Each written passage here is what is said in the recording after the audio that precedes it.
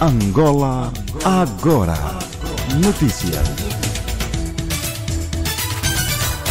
A UNITA também estava capaz de apresentar os resultados consolidados, ou pelo menos muito perto disso, aproveitando naturalmente a questão da oportunidade. O que é que aconteceu? Porque naquele tempo crucial, naquele espaço crucial, os resultados também foram muito parciais e soube há pouco. A CNE não apresentou os resultados no tempo esperado, portanto começo já a desmentir a sua afirmação. Quem apresentou os resultados no tempo esperado, os que acabaram agora vai-me permitir responder? Muito, com certeza. Então não me interrompa tantas vezes quando começo a responder-lhe. Quem apresentou os resultados foi a TPA. E portanto a TPA apresentou um resultado que a CNE no fim de 2 semanas conferiu o mesmo resultado. E isto ainda as urnas nem estavam a ser abertas em todo o espaço nacional. Então isto também nos veio dizer que os resultados são muito questionáveis por essa via. Temos o que temos, naturalmente. Mas faltou capacidade, Sr. Presidente. Nós tivemos... Porque era uma expectativa generalizada. As pessoas estavam a esperar que, de facto, a UNITA apresentasse resultados. Nós fizemos algo inédito. E nós continuamos a dizer que temos provas que nunca existiram.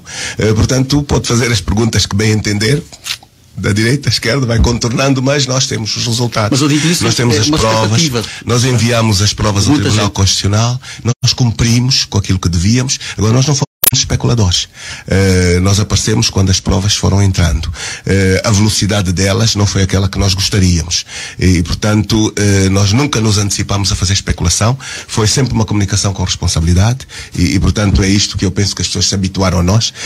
Nunca fomos para cenários falsos, para anúncios e em base a emoções.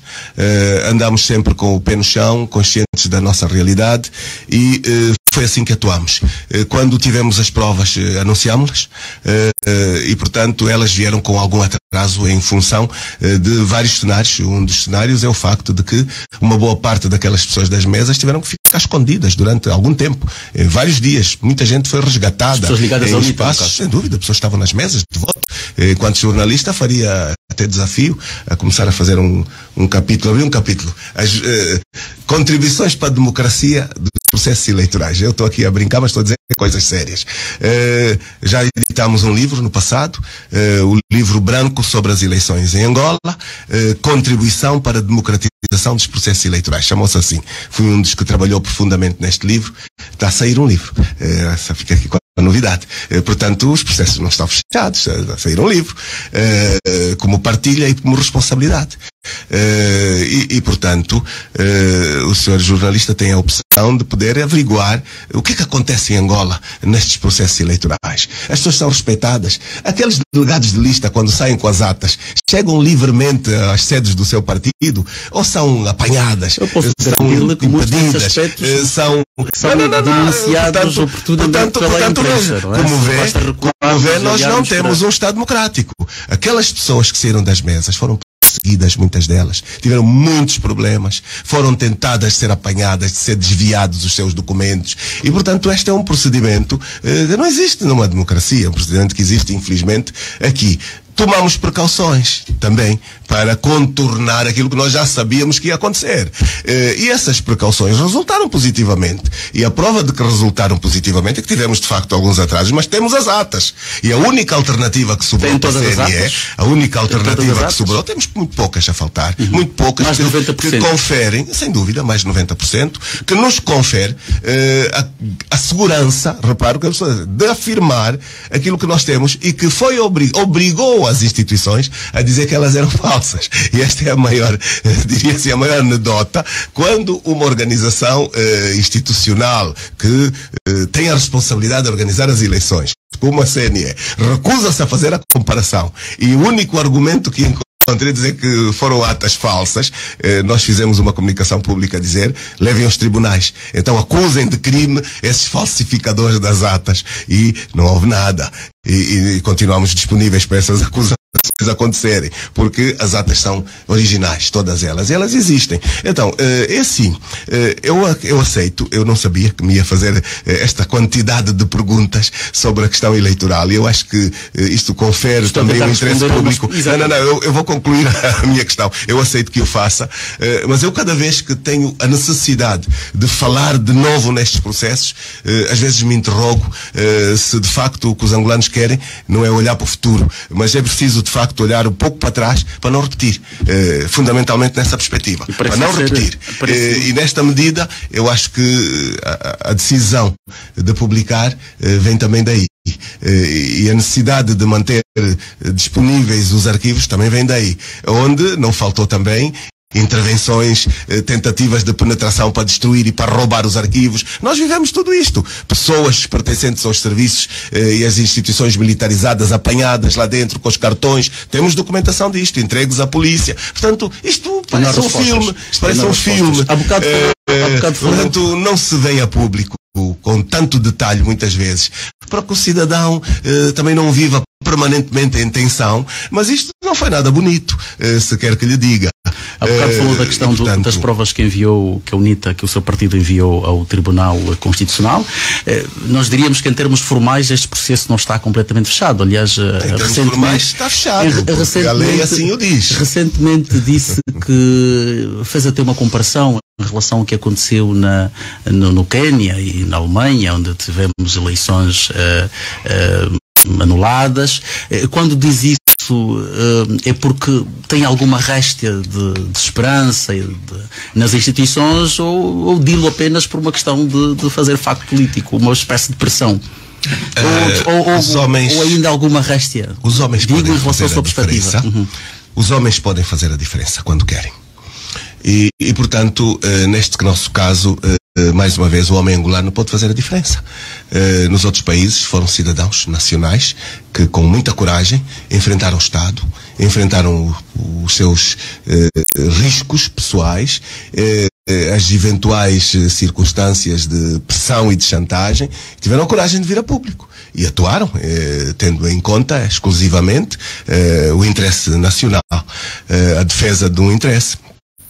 Portanto, foi assim no Malawi, não foi só no Quênia, no Malawi até com muito mais tempo, como deve ter acompanhado, onde, declarado um vencedor, depois os tribunais levaram um bom tempo e depois anularam as eleições. E acha que isso é possível em Angola? Portanto, eu estou apenas a fazer uma visita a países da nossa região, portanto, da região austral. Processos que nós depois fomos analisar, fomos acompanhar, e isto resultou de facto da coragem de cidadãos imbuídos de responsabilidade. Acredita que seja possível em Angola? No caso do Quênia, o que nós soubemos é que foi constituída uma equipe, não apenas institucional, mas houve uma equipe também de jornalistas quenianos e alguns internacionais que investigaram. Continuaram à procura, investigaram um pool de jornalistas, publicaram, pressionaram também. Eu não sei se em Angola existem jornalistas a fazer esse tipo de trabalho. Provavelmente os jornalistas em Angola acham que não vale a pena, ou provavelmente achem que é perigoso, ou provavelmente achem que as eleições foram totalmente transparentes, não faço ideia. O que eu lhe quero também dizer com esta intervenção é que nem tudo se deve esperar de um partido político. A cidadania e a qualidade de cidadania que temos tem muito a ver também com o sentido de responsabilidade do cidadão, da múltipla participação da sociedade, em função da construção do Estado democrático, que é aquilo que nós todos podemos construir. Não tem encontrado exemplos a nível da sociedade, o que eu lhe quero dizer grupos comprometidos, é que, em termos teóricos, e eu estou-lhe a responder o mais direto e mais rigoroso possível, em termos teóricos, o processo angolano não está fechado, de facto. Mas os angolanos, em geral, a classe dos magistrados está a averiguar aquilo que aconteceu nas eleições? As provas dentro das instituições do Estado foram destruídas ou não foram? Tem gente com capacidade e coragem de as trazer a público? Tem membros dos tribunais superiores com coragem de questionar? São perguntas que eu estou a fazer no ar. Quer dizer, eu estou a fazer aqui estas perguntas no ar. nós fazemos o melhor que podemos para cumprir o nosso papel. Mas essa ideia de que tudo se resolve por ação de um partido político é um erro muito grande. Mas eu, portanto, no caso de Angola, acho que só a UNITA estou aqui a cumprir um papel também, enquanto ativo líder de um espaço partidário, a partilhar com o cidadão de que cada cidadão tem uma responsabilidade inerente à construção do Estado democrático que nós todos pretendemos. E, portanto, isto não deve ser responsabilidade do Presidente da UNITA apenas. Mas o que parece tem eu penso que há um crescimento, mas também há muito medo. O que é que aconteceu quando as eleições terminaram? Os senhores mesmo seguramente noticiaram aqui cidadãos ameaçados. Eu, com muita tristeza, fui recebendo numa noite, de um dia para o outro, craveiras com uma espécie de sangue de um lado da caveira na porta de uma boa parte dos dirigentes da UNITA, nos carros dos dirigentes da UNITA. Está marcado, está avisado. Quando isto se desenvolve num cenário múltiplo, tão múltiplo como aquele que aconteceu, tem que haver uma organização grande por trás desta gente de ameaças. Mas quando estas ameaças se levam para a sociedade civil também, para os ativistas da sociedade civil, quando levam a prisões de ativistas, quando começa a haver espancamentos de jornalistas que também foram vítimas desta questão, quando há sevícias, e aqui é que é o lado inacreditável. Eu estou admirado com isto que quero lhe dizer, eu estou muito surpreendido. Para mim não é normal que uma mãe jovem seja pontapeada, esmurrada dentro de casa, com um filho de 2 anos ao lado, com uma faca metida no fogo, cortada em 6, 7 sítios, e nenhum agente público se tenha vindo a público pronunciar. Isto para mim é escandaloso demais. Não é o meu país. Não é o país que eu sonhei. Não é. E repare que eu sou um dos que faz pontes. Permanentemente, tá? Foram feitas pontes. Quando estes cidadãos chamam os órgãos adequados para ir averiguar e investigar, mas depois não há retorno nenhum. E segundo atentado, terceiro atentado, estavam à espera que fosse morta a pessoa, hoje está fora de Angola. E quando um cidadão, uma mulher jovem mãe, tem que abandonar Angola para salvaguardar a sua vida perante o silêncio público das instituições, mal vamos enquanto país. Mal vamos. Eu fiz um vídeo a denunciar isto. Eu fiz chamadas. Eu fiz o máximo que eu podia. E para que é que estas coisas ocorrem? É para nos limitar nos nossos direitos. É para vir a sensação do medo generalizado, do não te metas, de ser menino não fala política, é retornar os tempos antigos. Mas o que eu lhe quero dizer é que a população maturou, felizmente, mas ainda não chegamos, provavelmente, aos níveis de maturidade, porque este tipo de acontecimentos não ocorreriam num país que não tivesse medos. Porquê? Porque haveria muitas manifestações públicas, como esta dos jornalistas, bem-vinda, que por oportunismo vemos o Estado a vir a público, mas que não é mau, é bom que venha a público e mude a postura. Agora, muda a postura também. Mas acredita que é uma mudança sincera de postura, já agora que falamos? Não acredito, claramente, por isso é que eu estou a dizer. É bom dizer que há solidariedade, principalmente por parte de quem governa, mas então por parte de quem governa não venha só com as palavras. Acaba a censura na comunicação social, acaba o tipo de pressões e de chantagens sobre os jornalistas, porque elas existem, abra os órgãos de comunicação social à pluralidade, os órgãos públicos deixem de fazer censura e restrição a quem não pertence ao partido. Já foi convidado para uma entrevista? Não, e já se mostrou eu nunca fui indisponível. E já enviou uma carta. Eu nunca fui indisponível. Já pediu para ser entrevistado. Eu estou a fazer essa pergunta. Nunca vou pedir para ser entrevistado. Muito recentemente ouvimos nunca vou pedir. Dizer isso aí é que está o problema. Aí é que está o problema. Quer falar, aí é que está o os órgãos para falar. Aí é que está o problema. Eu acho que em sociedades democráticas ninguém pede. O próprio jornalista tem capacidade crítica. Então imagine um líder da oposição que durante 3 anos não é notícia para ser entrevistado. Isto é um escândalo de todo tamanho. Mas quando alguém me diz, ligue e peça, eu digo assim, já foi dada a ordem, então é muito possível, porque é logo... Tentou só para perceber se efetivamente... Não tem interesse nenhum, eu sou um cidadão que se respeita. Isso é uma vergonha. Se eu um dia levantar o telefone para pedir para ser entrevistado, é um ato de desrespeito para comigo mesmo. Eu nunca vou fazer isso. Portanto, eu estou aqui numa entrevista para a qual fui convidado. Com certeza. Sou convidado por outros órgãos, as pessoas têm liberdade de levantar o telefone. Acha que a TPA, as TPAs todas multiplicadas hoje, eu também sou contra isso. Acho que estas aquisições, coloquem estas televisões no mercado. Já vamos a esse tema. Privatizem. Eu pergunto-lhe, acha que, porque isso também é uma tese que vai sendo defendida por vários analistas, acha que o contexto internacional também não terá sido favorável, digamos, à UNITA neste processo eleitoral, porque há teorias que defendem que para casos como... Sim, eu já vou concretizar a pergunta. Há teorias que defendem que para realidades como a angolana, com um partido instalado no tempo que nós conhecemos, é importante ou é preciso que, do ponto de vista do contexto internacional, também o contexto seja o mais favorável. Eu pergunto-lhe isso, se sentiu que a UNITA teve apoio expresso suficiente da comunidade internacional, nomeadamente dos Estados Unidos da Europa, que são os atores mais relevantes, porque nós estamos lembrados que em plena campanha eleitoral o embaixador dos Estados Unidos fez declarações que pareciam uma espécie de um carimbo sobre a governação do Congresso. Eu já não queria dizer isso. O meu bom amigo, se me ouvir, vai me dizer que eu já o puni bastante com este tipo de conclusões. A guerra na Ucrânia, que desencadeou, ou pelo menos agravou a crise energética, e talvez o Ocidente tenha pensado, bem, Angola é um ator importante neste xadrez energético, talvez valha a pena manter as coisas como estão. É nesse sentido que ele fazia a pergunta. Acha que o contexto internacional não foi favorável? Meu caríssimo, eu sou um que tenho um enorme respeito sobre as relações internacionais. Não se vive isolado em nenhuma circunstância. Por questões da minha própria experiência pessoal, trabalhei muitos anos em diplomacia e sei quão é importante as parcerias externas, quão é importante fazermos parte de comunidades, de países, e quão é importante ter a condição de ser ouvido, ser conhecido, ser acompanhado, ter parceria internacional. É dentro deste contexto que a UNITA fez voz e fez valer a pertença a uma grande organização internacional partidária.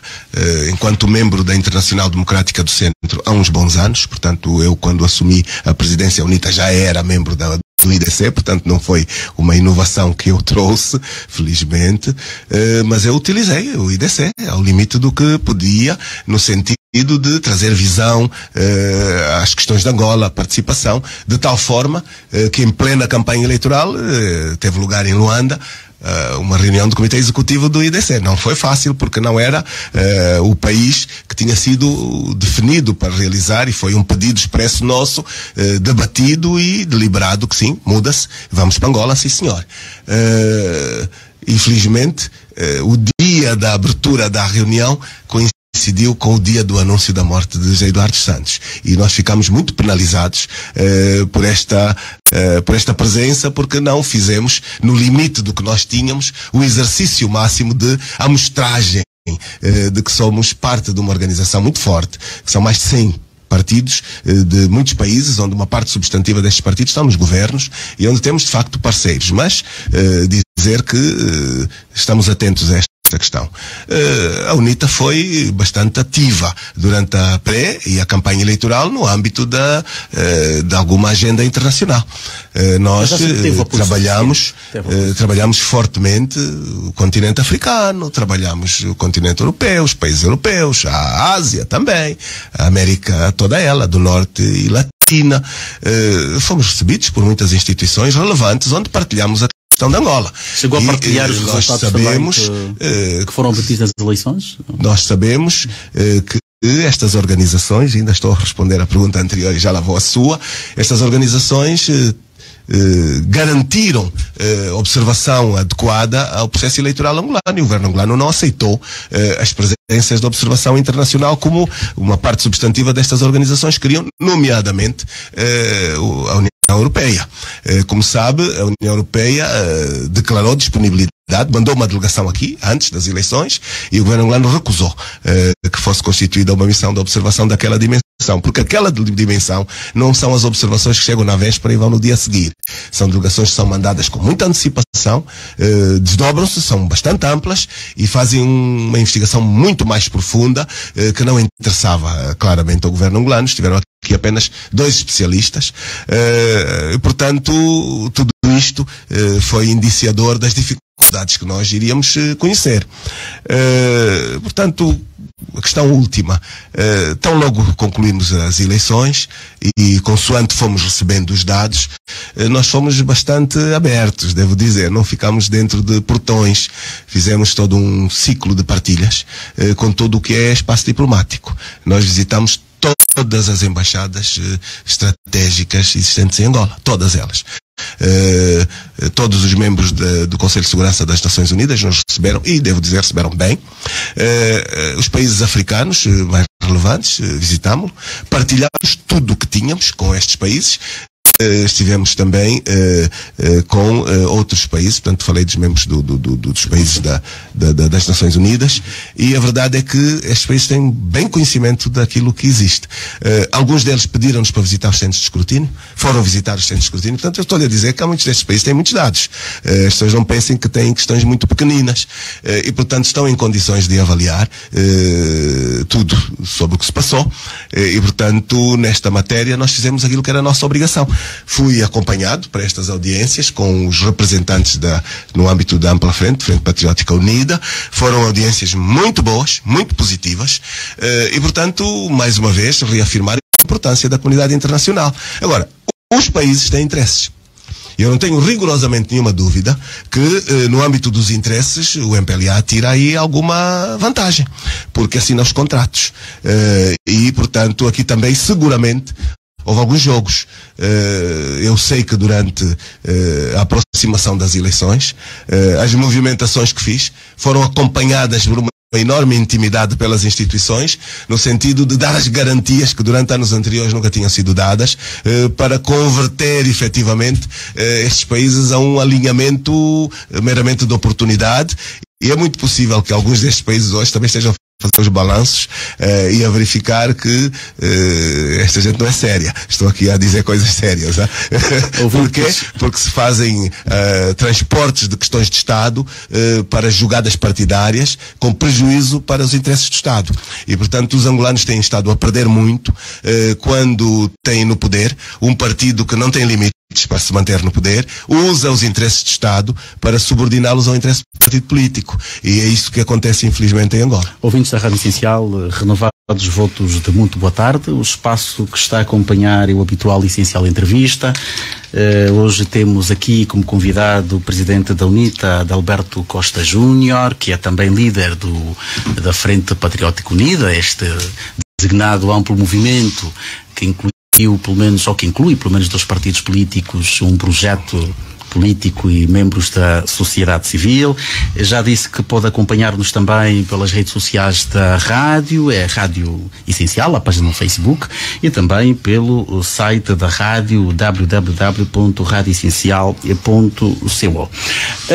Sr. Engenheiro, escreveu um artigo no Observador em que fez depois do processo, em que fez algumas analogias questão do embondeiro, relativamente ao processo angolano. Foi o embondeiro. A questão do embondeiro, e fez aquelas analogias, dizendo que os embondeiros levam tempo para cair. Parece que este tempo, no caso do angolano, é mensurável. E se o embondeiro decidir, porque nós também vemos embondeiros que ficam durante muitas décadas ou a poluir ou a embelezar a paisagem. Não lhe ocorre que no caso angolano este embondeiro ainda pode ficar muito mais tempo ou a embelezar ou a poluir a paisagem do que aquilo que se espera?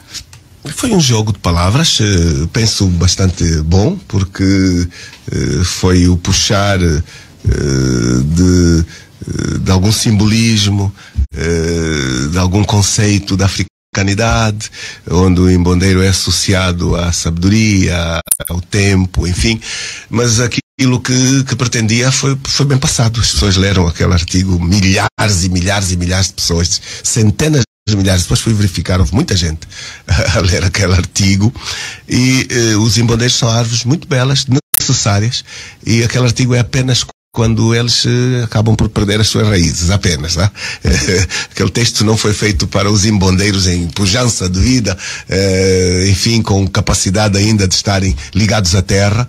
Foi um artigo com um sentido ético-moral, no sentido de, fundamentalmente, dizer que nós temos um tempo, nós todos, nós temos um tempo, e particularmente em política, nós devemos conhecer os nossos limites dos nossos tempos, os limites dos nossos mandatos. Este é um debate atual, associados às questões democráticas, e portanto o poder não deve ser o elemento máximo. Eu estou aqui, eu vou querer o poder, eu depois fico viciado do poder e depois sujeito tudo ao meu interesse de o preservar e companhia. Ele foi um pouco um artigo nesta lógica, quando há danos para o país, quando há danos para os partidos, quando há danos para as empresas, porque isso também acontece nas empresas, nas famílias, enfim, tudo deve ser exercido com equilíbrio, ponderação e com legitimidade. Aqui eu volto de novo aqui à questão, e portanto aquele foi um bom artigo, bastante bom, principalmente para os jovens. Eu tenho uma particular sensibilidade com os jovens do meu país, porque os jovens do meu país não tiveram condições, ainda bem, porque são jovens, têm a pujança toda de acompanhar o processo histórico, e sempre que posso partilho, e sou um dos que reconhece que os jovens têm mesmo o direito a terem sido tão exigentes, têm direito de se zangarem, até comigo. Portanto, as suas iniciais perguntas, tem gente que está zangada, eu entendo, entendo e bem. Porquê? Porque não é normal um jovem que viveu com dificuldades, que acompanha este país, que não consegue estudar em condições, que tem privações, que depois até conseguiu estudar mas não tem emprego, que até fez uma formação com muita dedicação, sabe do que fala, mas não tem condições, não lhe é oferecida, porque depois até é professor, mas vai para a cadeia porque defendeu condições de funcionalidade para os seus alunos. Nós estamos a viver em Angola uns absurdos que só mesmo aqui. Mas a questão que se coloca agora é a seguinte: como é que se recupera a confiança, até porque acabou de trabalhar juntos, vamos continuar a trabalhar juntos. Muita gente decepcionada com não há assim tanta gente, não pelo menos algumas. Como é que acha? Tem o direito de estar. Que se pode recuperar então esta confiança? Nós atualizamos os nossos programas e estamos a trabalhar. Estamos a trabalhar com entusiasmo. Acredito neste país. Continua a ser um país extraordinário. Olha, eu estava a ler agora uma parte do jornal que Vossas Excelências publicaram, e vinha um artigo, não sei se é no seu jornal, se é no outro semanário, que fala das recolhas da AGT. Até setembro, até depois novembro, as recolhas são bilionárias. Fruto do diferencial entre o preço de referência do barril de petróleo e o preço do mercado. Mas depois estes valores não estão a vir reconhecidos na prestação de contas. Nós estamos a exigir isto, claramente, porque nós não gostaríamos de ver, de novo, um roubo descarado aquilo que é futuro. Gerações futuras têm que ter os fundos soberanos, não nos PIM, adaptados aos interesses partidários, porque isso são as tais sobrevivências do partido. Esses PIMs que aí vão, sem concursos públicos, simulados, com essas assinaturas de contratação simplificada permanentemente. Isto prejudicou a visita do Presidente de Angola aos Estados Unidos. Quero lhe dizer, eu tomei conhecimento, vamos lá chegar, não é? Eu tomei conhecimento que ao mesmo tempo que o chefe de Estado dizia que aqui a liberdade é total, a economia de mercado e tal, depois houve uma outra conferência em ativistas cívicos que foram dizer a verdade lá, e aquilo é um problema. Nós já vamos chegar à questão da credibilidade. Hoje há bocado falava da questão da necessidade da ponderação e do desapego ao poder. Eu pego nesta sua deixa para entrar no tema da hipotética revisão da Constituição. É verdade que o Presidente da República já veio dizer mais ou menos que uma revisão não implica necessariamente, ou não implicaria necessariamente, o alargamento de mandatos. Qual é a perspectiva da UNITA em relação a isso?